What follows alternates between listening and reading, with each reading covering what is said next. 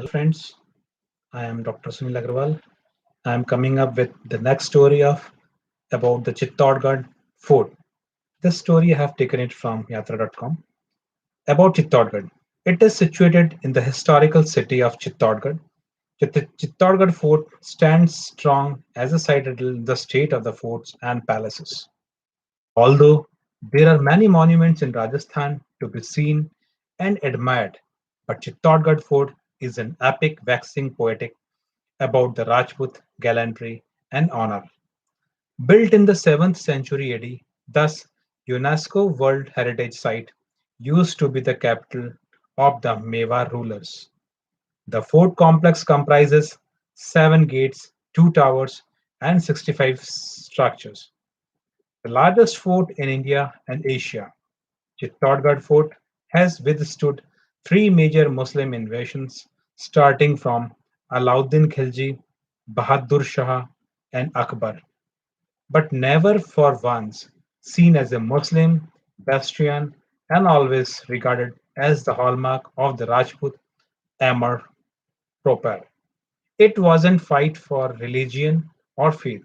It was the first to keep the pride of the land unswilled and protecting it from the foreign raiders. And it was this sense of belonging that made the Rajput kings take up arms against the enemies which defined their never say die heroism for generations to come. While the man braved it out in the battlefield, the women supported the sacrifices of their man by committed Johar to keep the honor of the community and the unflinching, indomitable spirit alive. Something about the Chittorgarh history.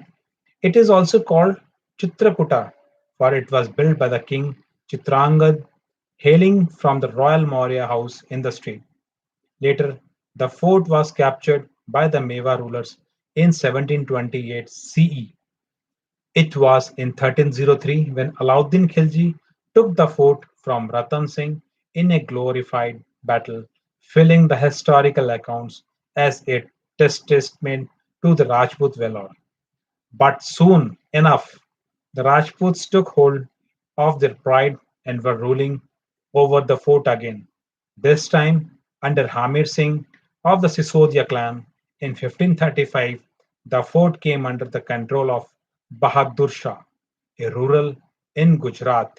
But after the Mughal invasion, the fort was given back to the Sisodias by Humayun. Built in 1567, Akbar captured the fort and kept it till the British came over.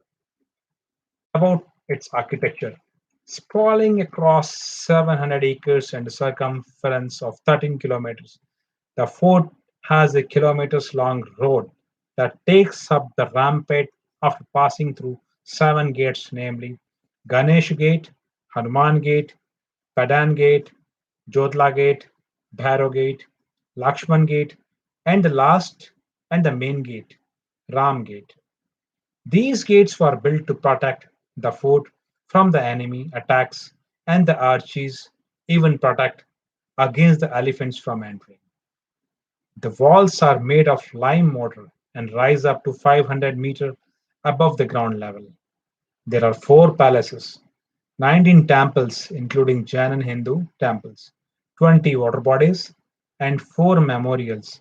Here are the prominent structures that make the fort complex. Rana Kumbha Palace, possibly the oldest structure and the most important palaces inside the fort complex. The Rana Kumbha Palace is dedicated to the first Mewar ruler of the owner of the fort, Rana Kumbha. The entry to the palace is from Suraj Gate. Maharana Uday Singh, the founder of Udaipur and Mira, the poetess princess also lived in the palaces.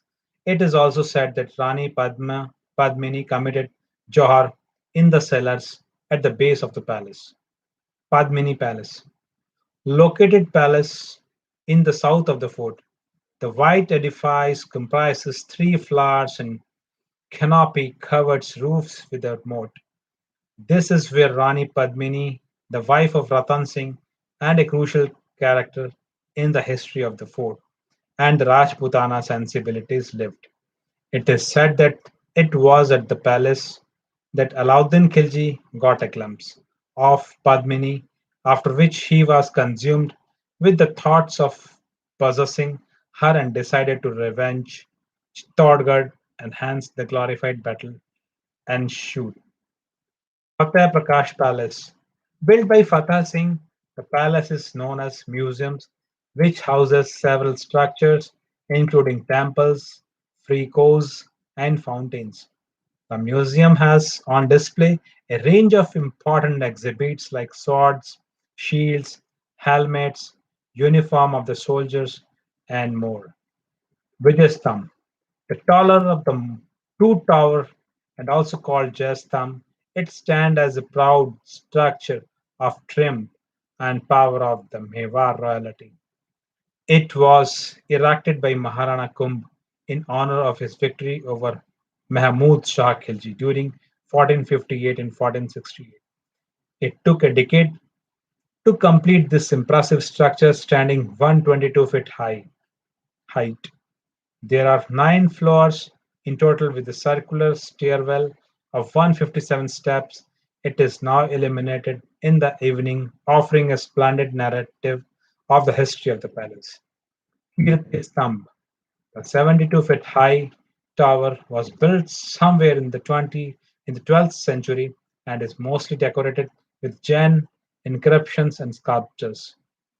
Built by Jijaji Rathod, a Jain merchant, the tower pays homage to the first Jain Tirthankar, Adinath.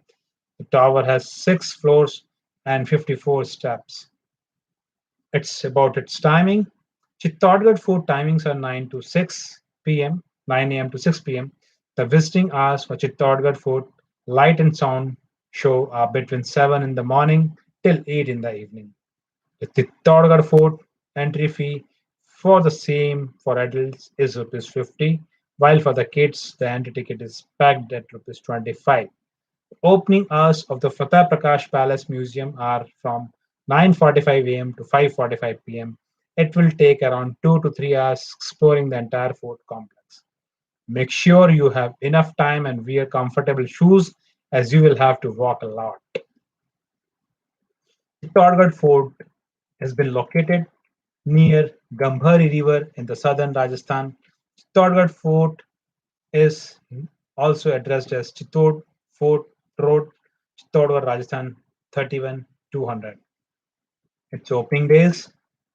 Fort remains open to the public on all days, but the museum remains closed on Monday.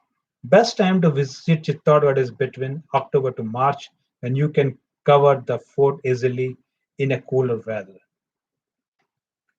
How you will have to reach to the Chittorgarh fort. Chittorgarh is approximately 300 kilometers from Jaipur, 200 kilometers from Udaipur, and 312 kilometers from Jodhpur. The most convenient way to reach Chittorgarh is to hire a taxi from Udaipur, which is approximately 2 hours drive. Nearest airport of Chittorgarh is Maharana Pratap Airport, the nearest airport. Nearest railway station, Chittorgarh Junction is 6 kilometers from Chittorgarh Fort. You can also board a train from Chanderia railway station, which is 11 kilometers from the fort. Some of the trains from Udaipur to Chittorgarh are Mewar Express, Chetak Express, to name a few. It is very well connected with the airways like SpiceJet, Air India, Jet Airways, Indigo. It operates flights from Delhi, Mumbai, Kolkata, and some other cities as well. Nearest bus stands of Chittorgarh Fort. SRTC is the nearest bus stand. There are both private and state-run bus services to Chittor. From Udaipur to Chittor, it takes around 2 hours to time. You can also book the tickets online and it's priced only 15.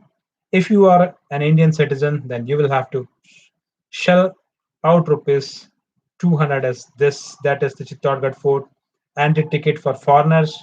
For SARC and BIM STEC nationals, the Chittorgarh Fort ticket price is rupees 30. You have to check it out the current prices.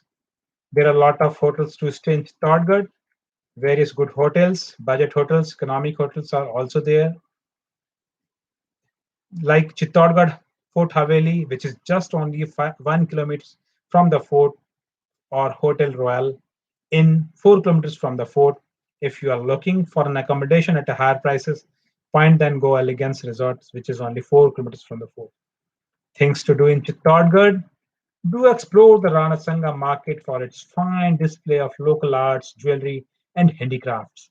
Don't forget to visit the Chittorgarh Museum or explore the city during the festival of Tej or the Johar Mela to know the cultural milieu of Chittorgarh better.